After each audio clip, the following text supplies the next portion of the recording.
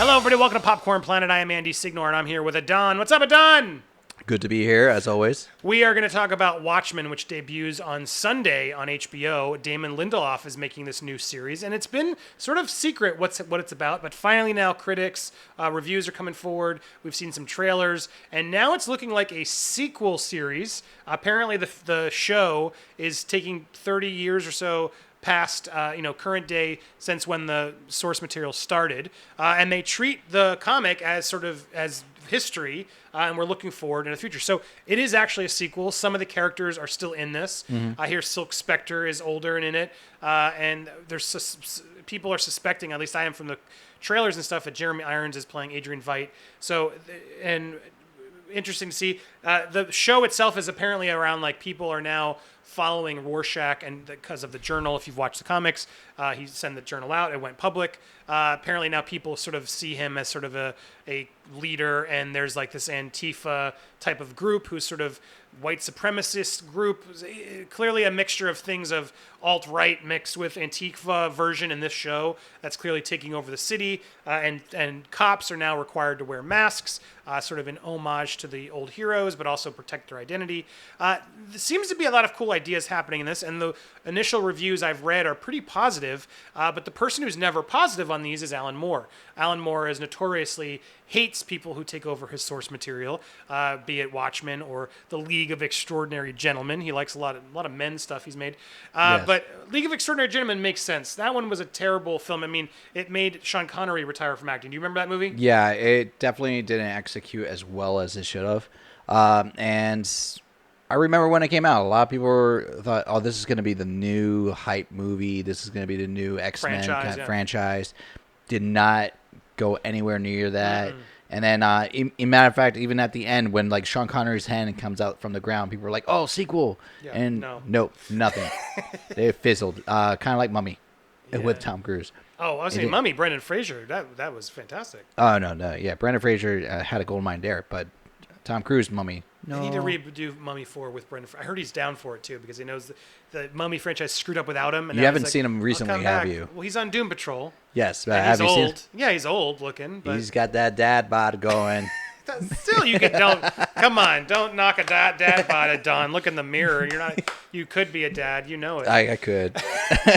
Don't knock it till you try it. But anyway, we digress. Alan Moore, because of Extraordinary Gentlemen and Watchmen, not only the Zack Snyder film, which was an adaptation, pretty straight adaptation of the source material.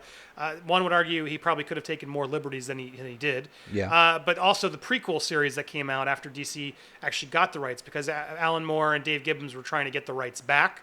Then they didn't get them, and then DC just made more prequel comics, and now Watchmen is going. Correct? Do you read the new run? So like right now, like one of the big things with it is the countdown clock, which has been going on for about like a year, where you have Dr. Manhattan influencing the main continuity of the DC universe.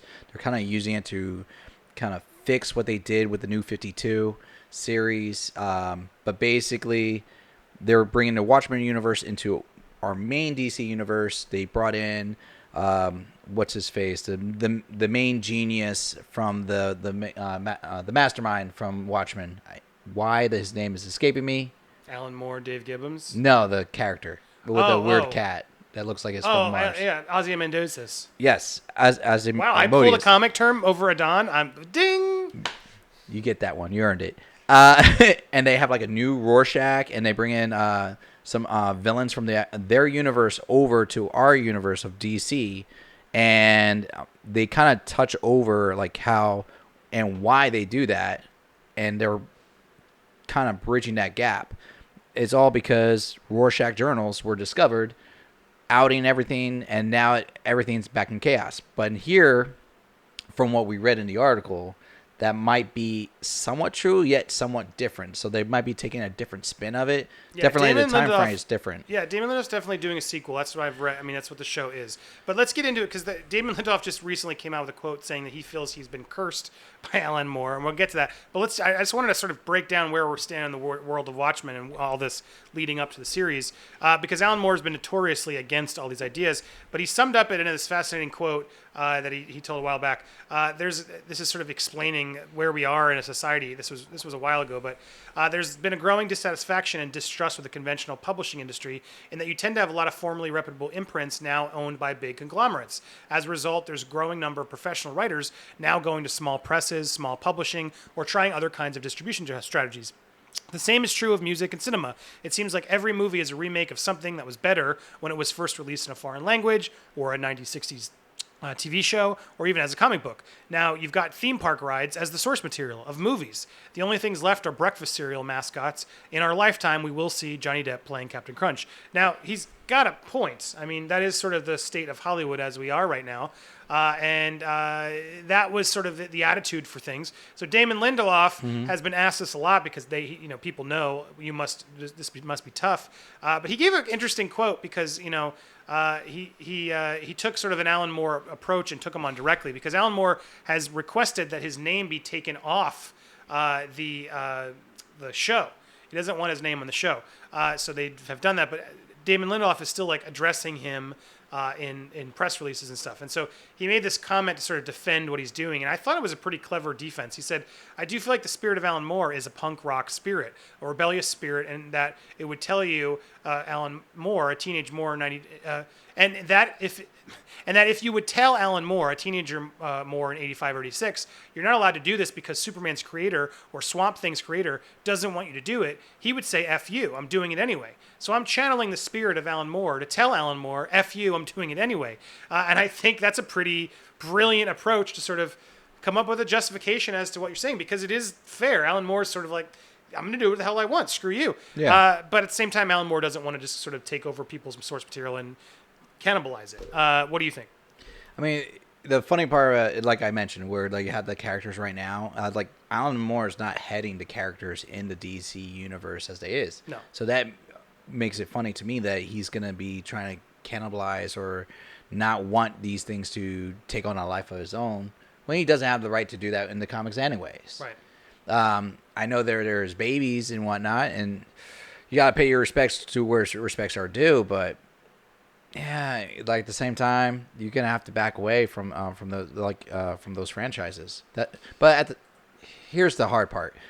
This is why a lot of comic book artists and creators went from DC and Marvel and started their own franchises. Yep. And they want to own them. Because they want to say, and they're all artists. And shouldn't they? They should have some claim to it. When you become a popular comic book artist and people like your books, you should be able to like go do a Kickstarter and make your own run. It's not that expensive now, especially with digital, etc. I mean, it's to draw. But my point is, why shouldn't they get more stake? The artist and should be doing more nowadays in the way culture works. People are buying for the author. I mean, and the characters, but the authors should be having more weight. So I don't know. I think Alan Moore has a point of why shouldn't he? He built these worlds. But let's get to the main meat because I wanted to comment on this. But Damon Lindelof thinks that Alan Moore has cursed him. Now, for those that don't know, Alan Moore is like an occultist. He is sort of known for being what was this? It's sort of they even put it here. Occultist, a magician who's notoriously unhappy with anything that's been made. In an interview with Vulture, Lindelof talks about this question of did this even need to exist? Was sort of the question. Did we need another Watchmen? And that's something he said he thought a lot about. And he launched into this story. It wakes me up at night, but much less now that it's done. I'm about to say something very ridiculous, but in all sincerity, I was absolutely convinced that there was a magical curse placed upon me by Alan. I'm actually feeling the psychological effects of a curse, and I'm okay with it. It's fair that he has placed a curse on me. The basis for this, my twisted logic, was that I'd heard that he had placed a curse on Zack Snyder's Watchmen movie. There's some fundamental degree of hubris and narcissism in saying he even took the time to curse me, but I became increasingly convinced that it had. In fact, happened. So I was like, well, at least I'm completely and totally miserable the entire time. I should be. When Zach was making Watchmen, and I only know this because I watched the DVDs, I was like, this guy is having the time of his life. And I did not enjoy any of this. That's the price that I paid. Psychological professionals would probably suggest that I emotionally created the curse as a way of creating balance for the immorality. Immorality. What What do you think of that, Adon? I think that's pretty funny. I keep picturing Alan Moore doing like something like from Drag Me to Hell, where it's the old lady kind of like spazzing a curse, and it's like, here's a button, and just handing him a button, and like, now you're cursed. Yeah. And that went to Zack Snyder, and then went to this guy, which is a great visualization, especially if you look at like how Alan Moore looks on a day-to-day basis. That kind of works, but yeah, I don't believe in curses, but like. I'm just wondering, like, how many hoops did he have to go through to try to get this project off the ground? I don't know, but he went for it. And look, and some of this imagery is cool. Like, look at this shot. I don't know if this is actually Dr. Manhattan. I mean, there could be a glove, but they're obviously picking up a mask of somebody doing it. But living in a world of today with the way we work with remakes and everything else, I don't know. I think there could be an interesting story told with the characters that he built. I'm not as opposed to the idea of other writers taking a stab at his characters as he is. I've never been. I the concept of it, where we were talking about earlier, where they're the guys who get the book of Rorschach, and they're potentially like a white supremacist group. Here's an imagery as we're talking. Oh, here's the image as we're talking about it. Yeah, they find new inspiration by the journals of Rorschach. Is funny to me and kind of ironic in the sense that Rorschach would have had a field day killing every single one of them and torturing them to death because of what they stand for. It's like he just doesn't abide by any criminals at any aspect. So the fact that like these guys are taking up his mantle, I'm wondering how they're going to portray that. Like, are they still going to do their white supremacist goals and they're just now following the Rorschach, or they're going 100% to the wall as Rorschach mentality? So that's going to be an interesting portrayal because he's arguably a terrorist character. He's like Batman, even more extreme than Batman is when you look at it, how he is.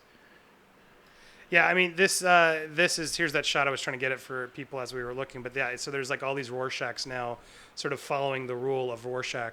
And it's an interesting idea because to me, what you said is actually makes it ironic of he would never want this, but then of course they're all going to rewrite and sort of assume that Rorschach would. I find that kind of fascinating. Yeah. But they talked again about how Moore wants nothing to do with the series and Lindelof's thoughts. I don't think that I've made peace with it. He said at the Television Critics, this was in July of this year. Alan Moore is a genius, in my opinion, the greatest writer in the comic medium, and maybe the greatest writer of all time. He's made it very clear that he doesn't want to have any association or affiliation with Watchmen ongoing, and that we not use his name to get people to watch it, which I want to respect. As someone whose entire identity is based around a very complicated relationship with my dad, who I constantly need to improve myself to and never will, Alan Moore is now that surrogate. I do feel like the spirit of Alan Moore is a punk, so he goes on and says this thing. So yeah, clearly Alan Moore is struggling, but went against it and said, you know what, F it, I'm going to do this anyway. I love the source material. I'm going to try and find a new take. And if anyone could do it, then maybe he will. Lindelof has done The Leftovers, which I didn't mind, and obviously Lost. But he also has written some movies and stuff I'm not a huge fan of. He's been hit or miss, but at the same time, he's a respected, majorly influenced person in Hollywood. If he feels he has a take, and critics are sort of finding its voice in this, I'm going to give it a shot. What about you? I'm definitely going to give it a shot. Like I said, concept sounds great. I'm interested to see how they're going to like adapt the world later. And like you said, they are supposed to have some of the recurring characters pop up. I'm wondering if they're going to try to pull some characters from the actual book that they didn't capture in the movie. So that would be interesting to see. Like the giant squid monster? Yes, awesome. the giant squid monster. For those who don't know and did not read the book, that was what was supposed to be in the end of the world thing instead of the nuclear weapons. Yeah, that was a bad move. But it could happen in this. They could, if they're following the book, then they're going to imply the squid monster did it, and that would be badass. So, ooh, that's true. Like they don't have to show it, or so they could say it's like a sequel without actually quoting the movie. Yeah. Ooh, yeah, that could be. This isn't a sequel to the movie. This is a sequel to the comic. Oh, yeah. I just had an epiphany then. That's better, right? That is actually better. He's using the comic as his source material, and now he's doing what if this was now 30 years later, in 1980, yeah, it's about 30 years later, what would happen now if after the squid monster, after all this happened, after Rorschach's journal went public, what would be the world we live in now? Mm-hmm. I'm kind of into it. While I wish Alan Moore would do it, at the same time, Alan Moore's clearly going a little crazy and just he's bitter and he wants to focus on him. Look, I love his work. We forgot about V for Vendetta. That was a good adaptation, if you ask me. Wachowski's helped with that one a lot, and I think that was really fantastic. So look, you can do it right. People can adapt well, and I think he should just whatever move on. Look, if he doesn't want to be involved and he wants to turn off all the money, good for you, man. Stand by your morals. But clearly, that's not how big business works, and that's not how this is going to work. And in the meanwhile, let's see if these characters have more in them. That's what I say. Final thoughts? Watch it.